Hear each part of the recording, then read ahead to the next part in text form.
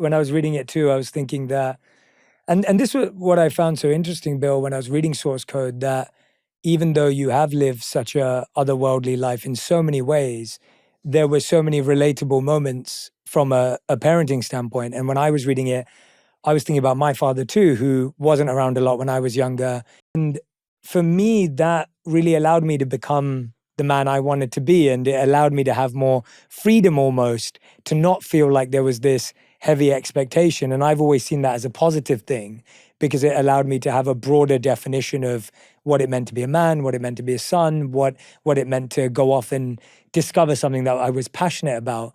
It was refreshing for me to read a book about you where I was actually seeing parts of myself in certain relationships in a very relatable way. Did you ever anticipate that when you were writing it?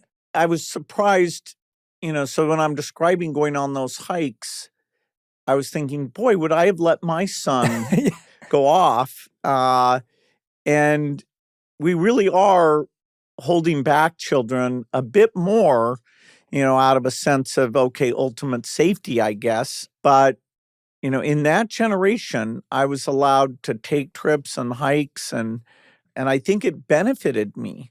And so writing the book, I was like, wow. And you've talked with people like Jonathan Haidt about this. Yeah, I love Are Jonathan. we a bit overprotecting, kids so that they don't get to make, mistakes or try themselves out or mature the way that is best for them? Do you think schools failing children?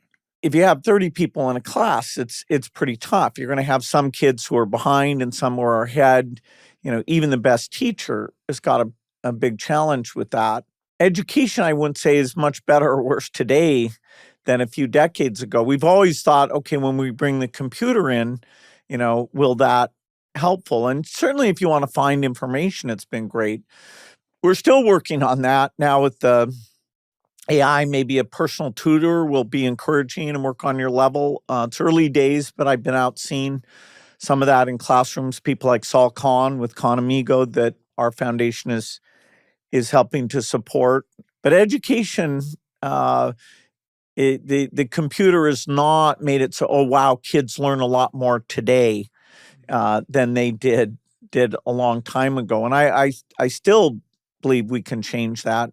But it means if you're in one of those large classes, you can feel lost. And, we're missing, great human potential.